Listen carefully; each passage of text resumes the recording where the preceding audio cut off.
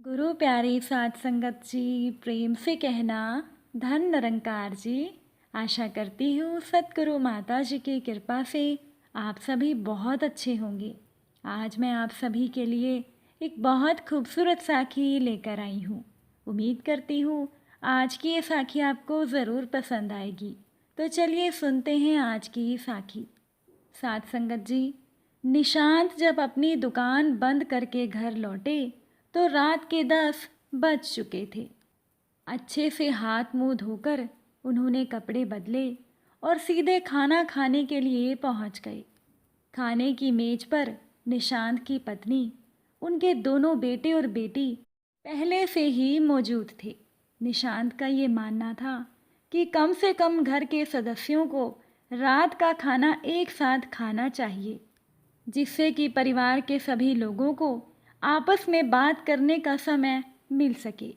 निशांत ने जब अपने खाने को देखा तो वो हैरान हो गए, क्योंकि खाने की मेज पर उनका मनपसंद सूजी का हलवा था। अब निशांत की पत्नी नेहा रसोई में मौजूद थी, लेकिन हलवे को देखकर निशांत ने कहा, क्या आज रजनी घर पर आई है? उनका इतना कहना था कि उनके बच्चों के साथ साथ उनकी पत्नी नेहा और निशांत की बहन रजनी सभी मिलकर हंसने लगे। निशांत ने अपनी बहन रजनी को देखकर कहा, अरे तुम कब आई? कम से कम मुझे बता देते, मैं तुम्हारे लिए कुछ ले आता। रजनी ने अपने भाई निशांत से कहा कि भैया, अगर मैं अपने आने का तुम्हें पहले बता देती तो तुम्हारे चेहरे पर यह खुशी कैसे देखती। सारे परिवार ने मिलकर एक साथ खाना खाया। निशांत अपनी बहन रजनी से बातें करने लगा। बातों का सिलसिला रोकते हुए रजनी ने निशांत से कहा, अच्छा भैया, एक बात कहूँ, आपके बच्चे मेरे साथ बाहर घूमना चाहते हैं। कल इनकी छुट्टी भी है। इतने दिनों के बाद मैं यहाँ इस शहर में आई हूँ। इसी बहाने हम सभी मिलकर घूम लेंगे। बस हमें तुम्हारी इजाज़त चाहिए। निशांत ने देखा कि उसके तीनों बच्चों की निगाहें झुकी हुई थी। शायद निशांत के बच्चों का मानना था कि उनके पिता उन्हें मना कर देंगे। निशांत ने रजनी से कहा, तुम लोगों के घूमने फिरने से मुझे क्या एतराज़ होगा? मैं सुबह ही तुम्हारे लिए एक गाड़ी मंगवा दूंगा। तुम लोग खूब अच्छे से बाहर घूम फिर कर खा पी कर आना। मैं नहीं जा पाऊंगा, क्योंकि मुझे अपनी दुकान का काम देखना है। निशांत के तीनों बच्चे अपने पिता को हैरानी से देख रहे थे, क्योंकि तीनों बच्चों को लगता था कि उनके पिता शायद उन्हें मना कर देंगे। तीनों बच्चों ने अपने मन में ये धारणा बनाई हुई थी कि उनके पिता निशांत कंजूस हैं। हालांकि निशांत को भी अपने बच्चों की सोच का एहसास तो हो गया था, लेकिन निशांत ने अपने बच्चों से कभी कुछ नहीं कहा। लेकिन निशांत को ये ज़रूर लगता था कि बच्चों को भी अपने घर के हालात तो पता होने ही चाहिए। फिर धीरे से निशांत ने अपनी बहन रजनी से पूछा कि बाहर घूमने का ये कार्यक्रम तुमने बच्चों के साथ बनाया है या बच्चों ने तुम्हें जिद की थी? तब रजनी ने कहा, भैया, बच्चों को लग रहा था कि तुम मना कर दोगे, लेकिन तुमने तो एक बार में ही हाँ कर दी। इस पर निशांत मुस्कुराए और एकाएक सभी के चेहरे देखने के बाद सहज होकर कहने लगे कि रजनी, तुम शायद इसका कारण नहीं जानती कि बच्चों ने तुम्हें ऐसा क्यों कहा होगा। क्या तुम कारण जानना चाहोगी? कारण ये है कि मेरे बच्चे समझते हैं कि मैं कंजूस हूँ। निशांत का इतना कहना था कि उनके तीनों बच्चे शर्मिंदा हो गए और वो तीनों अपने पिता से निगाहें चुराने लगे। निशांत ने कहा, रजनी, अगर देखा जाए तो इसमें बच्चों का उतना दोष भी नहीं है। दरअसल मैं ही आजकल की ज़िंदगी नहीं जी पाता हूँ।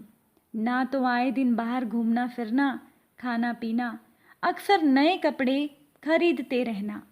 ऐसा नहीं है मेरी बहन कि मैं इन बातों के खिलाफ हूँ या ये बातें एकदम गलत हैं, पर क्या करूँ, मेरी आदत ही ऐसी बन गई है। लेकिन मेरे इस कंजूस स्वभाव का एक कारण है, वो मैं तुम्हें बताता हूँ। सभी ध्यान से सुनने लगे। निशांत ने कहा, रजनी, तुम्हें अपना बचपन तो याद होगा ना, लेकिन तुम्हें अपने घर के हालात इतने ज़्यादा नहीं पता होंगे क्योंकि तुम घर में सभी से छोटी थी। इतना कहकर निशांत अपनी कहानी सुनाने लगे। उनके पिता रामलाल बहुत अमीर व्यक्ति थे। उनके पास अपना 2 मंजिला मकान था। निशांत ने तो अपने बचपन से अमीरी ही देखी थी। उनके घर में अनाज के भंडार भरे रहते थे। निशांत के घर में उस समय के हिसाब से ऐशो आराम की सभी वस्तुएं थी। निशांत को लगता था कि उसका परिवार समाज का एक प्रतिष्ठित परिवार है। लेकिन फिर कुछ ही समय के बाद निशांत के पिता रामलाल जी को शराब और जुए की लत पड़ गई और उनका सारा पैसा और समय इन्हीं सब में जाने लगा। धीरे धीरे रामलाल जी ने अपना सारा धन दौलत अपनी बुरी आदतों पर ख़त्म कर दिया। उनकी सेहत भी गिरने लगी, साथ ही उन्हें व्यापार में भी नुकसान होने लगा। और एक दिन तो ऐसा आया कि रामलाल जी को उधार चुकता ना कर पाने के कारण अपना मकान, जो पहले से ही गिरवी रखा जा चुका था, उसे नीलाम करना पड़ा। इसके बाद रामलाल अपने परिवार को लेकर वहाँ से दूर एक मोहल्ले में किराए के एक छोटे से मकान में रहने को विवश हो गए। रामलाल का दिल इस आघात को सहन नहीं कर पाया और उनकी मृत्यु हो गई। ये सुनते ही निशांत की बहन रजनी की आंखें नम हो गई और उसका गला रूंध गया। कुछ पल अपने आप को संयत करके रजनी ने कहा, भैया, मुझे आज भी याद है बचपन में ही आपके ऊपर कितनी जिम्मेदारियां आ गई थी।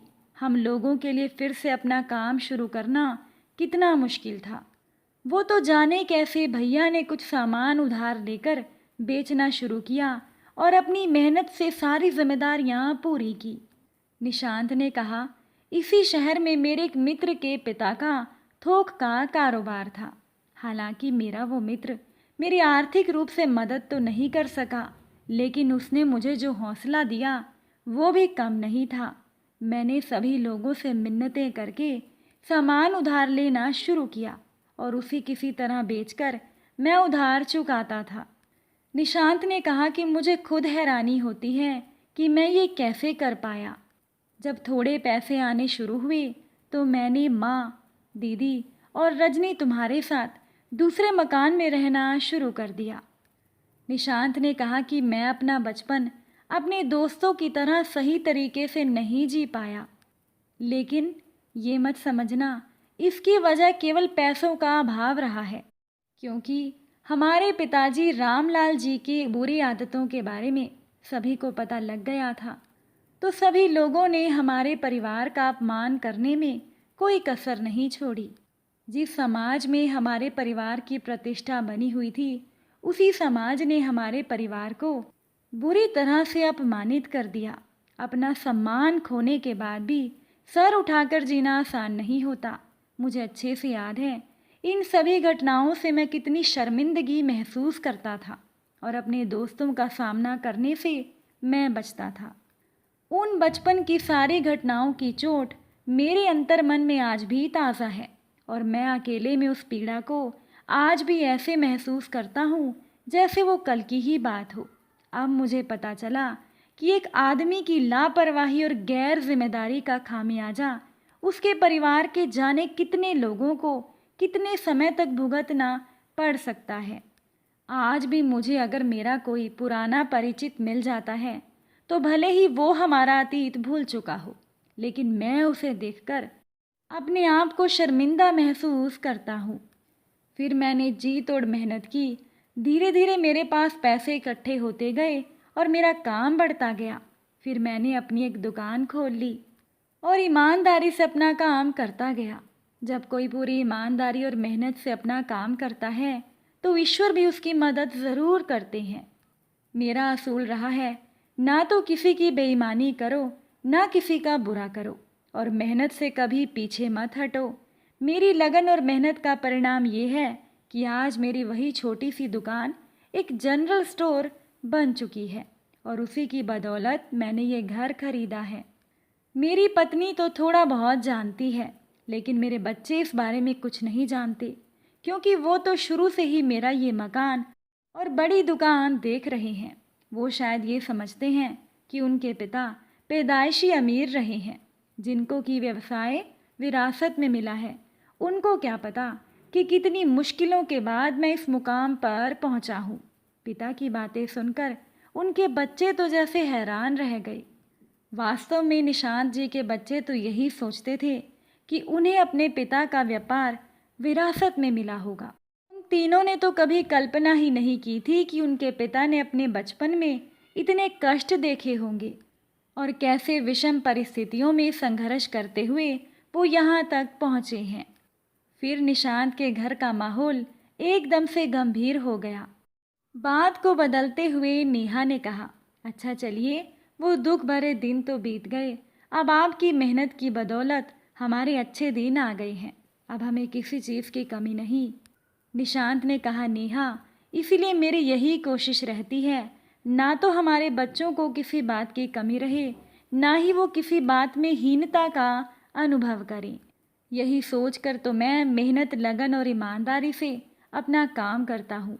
निशांत ने कहा, बच्चों, तुम लोग कभी किसी बात की चिंता ना करना, तुम्हारी पढ़ाई में कोई कमी नहीं रहेगी। जिसका जो सपना है वो उसे पूरा करे, मैं उसके लिए कुछ भी करने से कभी पीछे नहीं हटूंगा।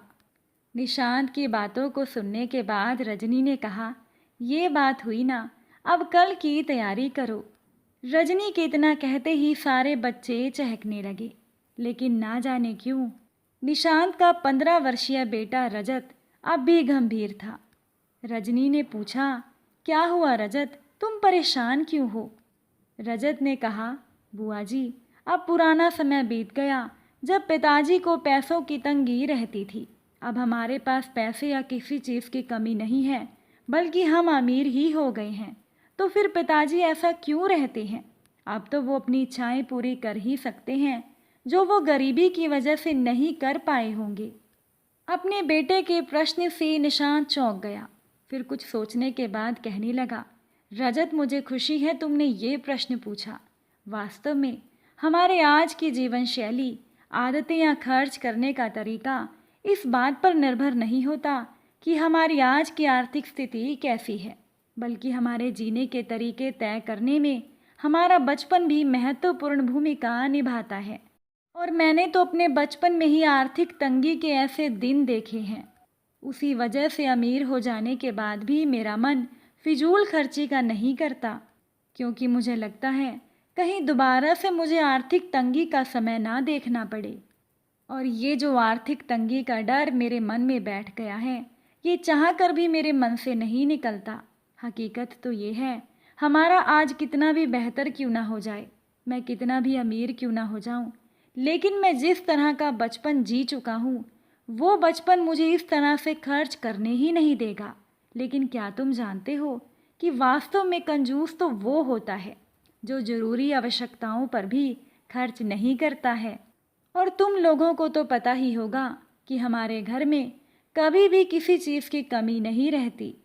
हाँ, मैं तुम लोगों को बाहर की चीज़ें खाने के लिए ज़रूर मना करता हूँ, क्योंकि आज भले ही ये फैशन बन गया है, पर ऐसी चीज़ें सेहत के लिए अच्छी नहीं होती। इसके अलावा तुम लोगों की वो सारी ज़रूरतें जो आवश्यक हैं, उनको पूरा करने में मैं ना तो कभी हिचकूंगा और ना ही कभी पीछे हटूंगा। और मैं अपने अनुभव के आधार पर एक बात कहता हूँ, जिसे हमेशा याद रखना, कि जो इंसान अपनी आमदनी के अनुसार खर्च करता है और बचत करता है, अपने आने वाले कल के लिए सोच कर चलता है, ऐसा इंसान कभी परेशान नहीं होता।